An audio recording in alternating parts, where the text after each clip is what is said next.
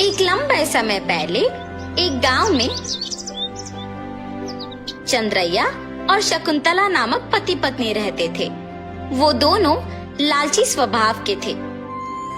चंद्रैया बहुत सारे भैंसों को पालते उनका दूध उस गांव वासियों को बेचता था।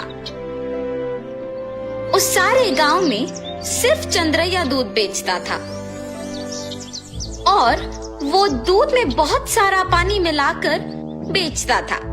इतना ही नहीं, वो कम से कम उन भैंसों के बच्चों को भी पीने के लिए दूध नहीं बचाता था।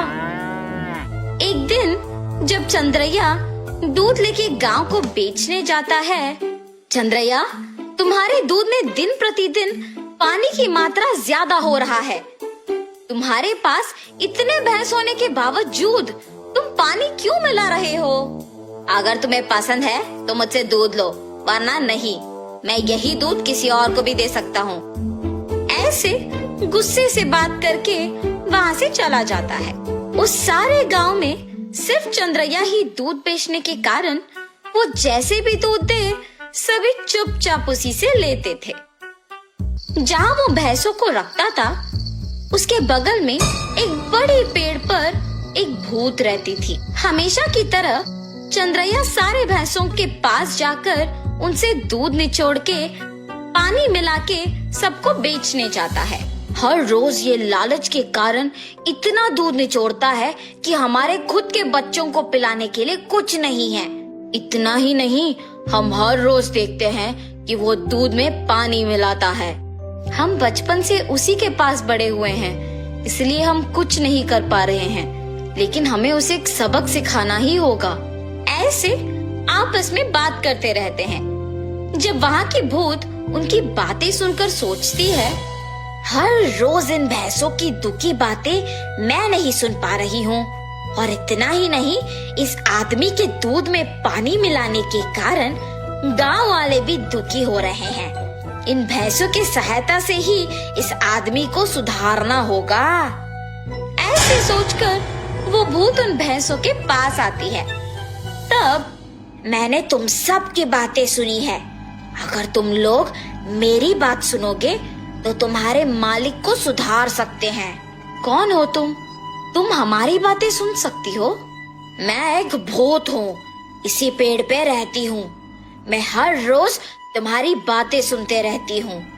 हम तुम्हारी बात सुनेंगे, मगर वादा करो कि तुम हमारे मालिक को कुछ नहीं करोगी, सिर्फ उन्हें एक सबक सिखाओ, बस। ठीक है, तुम्हारे मर्जी के अनुसार उन्हें कुछ नहीं करूंगी। ऐसे कह के हमेशा की तरह चंद्रैया उनसे दूध निचोड़ने जाता है।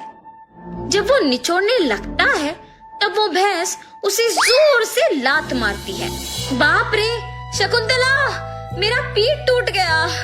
ऐसे जोर से चिल्लाने पर शकुंतला अपने पति के पास आती है। अरे रे, क्या हुआ? आप गिर कैसे गए? उस भैंस को आज कुछ हुआ है। जब मैं दूध निचोड़ने गया तो उसने मुझे जोर से लात मारा। आप रुकिए, मैं भी जरा देखूं कि ये भैंस दूध कैसे नहीं देगी।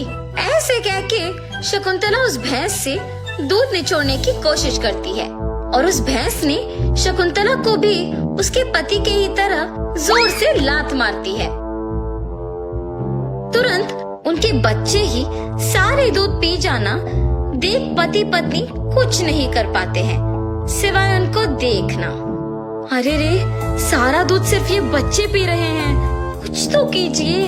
आज के लिए हम कुछ नहीं कर सकते हैं, शाम को वापस आएंगे दूध निचोड़ने। ये फैसला करके वहाँ से चले जाते हैं। शाम को जब दोनों वापस दूध निचोड़ने जाते हैं, तो सुबह की ही तरह वो भैंस उन दोनों को लात मारती है। ये देख पति पत्नी दोनों डर के मारे घर चले जाते हैं। ऐसे कुछ दिनों तक भैंस उन्हें दूध निचोड़ने नहीं देती है और सारा दूध सिर्फ अपने बच्चों को पिलाती है। सुनिए, कम से कम हमारे उपयोग के लिए तो दूध निचोड़ के आइए ना। बाप रे, हम अगर इस गांव में भी दूध नहीं दे पा रहे हैं तो भी ठीक है, मैं तो उस भैंसों के पास नहीं जाऊंगा। वहाँ के भैंसों में से एक को कुछ तो हुआ है, इसीलिए हमें दूध निचोड़ने नहीं दे रही है और सिर्फ उसके बच्चों को दूध पिला रही है। उतना चाहिए तो तुम खुद निचोड़ने जाओ। बाप रे, मैं अकेले? नहीं नहीं, हम दोनों मिलके दूध निचोड़ने की कोशिश करते हैं। चलिए ठीक है, कल सुबह जाएंगे। ठीक है जी। भैंसों के पास जाते हैं। शकुंतला, पहले तुम जाओ। ऐसे कहने पर शकुंतला उन भैंसों के पास जाके दूध निचोड़ने की कोशिश करती है। जब वो निचोड़ने की प्रयत्न करती है तो वो भैंस जोर से लात मारती है।